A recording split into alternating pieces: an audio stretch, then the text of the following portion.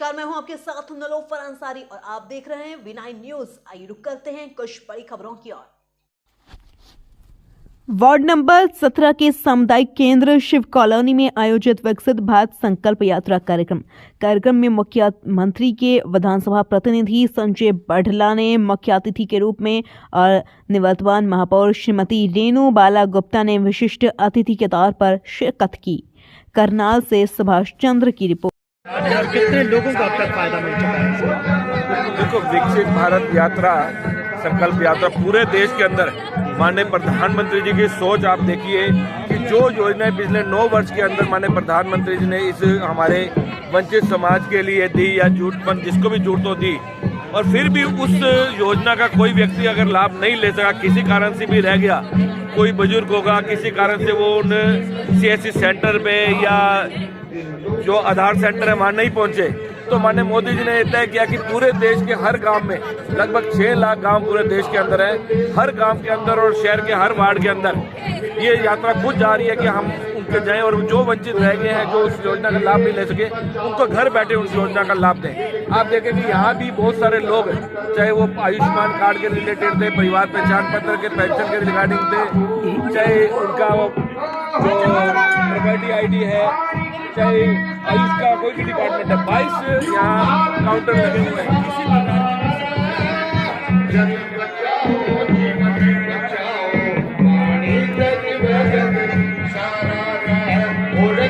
बचाओ जीवन बचाओ पानी परमात्मा रेणु बाला गुप्ता जी महापौर हमारे बीच में मौजूद हैं। हम स्वागत करते हैं। क्षेत्र के अंदर लगभग 400 ग्राम करनाल जिले के अंदर है और 5 या 4 गांव रह गए, बाकी सारे गांव पूरे हो गए। कल तक वो सारे गांव पूरे हो जाएंगे और इस हफ्ते के अंदर पूरा शहर हर वार्ड पूरा होगा। मैं माननीय प्रधानमंत्री जी का भी धन्यवाद करता हूँ और माननीय मुख्यमंत्री जी का भी धन्यवाद करता हूँ।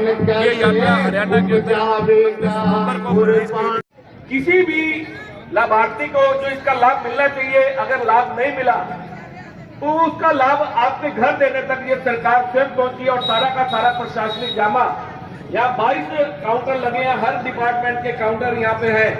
जिनको भी इस यात्रा का, इस सरकारी सुविधाओं का लाभ नहीं मिला तो आपको वो लाभ मिल जाए, ऐसे हमारे माननीय प्रधानमंत्री जी और हमारे माननीय मुख्यमंत्री जी की सोच है। बहुत सारी योजनाएं हैं, एक एक योजना के ऊपर अगर बात करेंगे तो सुबह से लेकर शाम हो जाएगी। मुख्य कुछ योजनाओं की मैं आपसे चर्चा करूंगा जिसके ऊपर आपको लाभ मिला या नहीं मिला।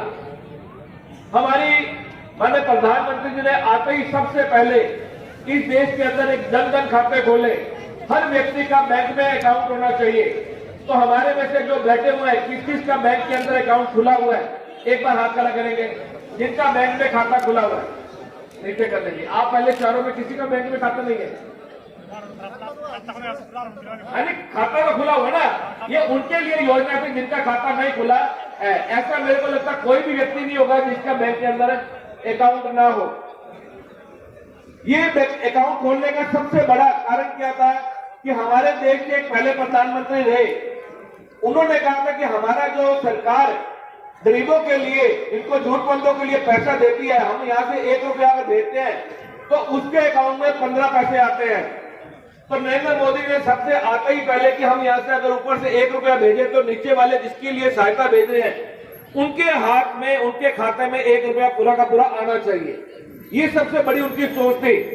नहीं तो बीच के अंदर कोई हमारे अधिकारी होते थे, कोई राजनेता होते थे, वो हमारे 1 रुपये को काटते काटते सिर्फ 15 पैसे में ले आते थे। ये सबसे एक जरूरी काम, जो सबसे लाभदायक काम हमारे लिए लिया, स्वच्छता का उन्होंने पखवाड़ा लिया। स्वच्छता अभियान इस देश के अंदर हम जाते थे, हम देखते थे मोहल्लों के अंदर, बड़ी बड़ी सड़कों के ऊपर, बड़े बड़े शहरों के ऊपर जगह जगह कूड़े के ढेर, जहां खाया वहीं घेर दिया। ये मैं कहता हूं कि ये योजना सबसे बड़ी योजना, क्योंकि ये योजना सरकार ने नहीं चलानी थी, हम सब ने चलानी थी। हम सब व्यक्तियों को, मनों को बदलना, ये सबसे बड़ा काम उन्होंने किया।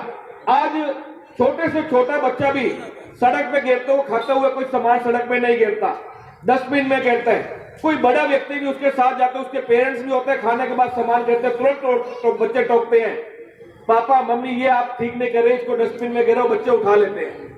ये सबसे बड़ी योजना, ये तभी सफल हुई जब हम सब ने उस योजना का साथ दिया, हम सब ने उस योजना के अंदर दिया। आज हमारा, हम कहते थे विदेशों में जाते थे कि दूसरे देश किस तरह साफ चमक रहे होते थे, आज हमारा भारत देश भी उन देशों के मुकाबले में बहुत साफ है। इसके बाद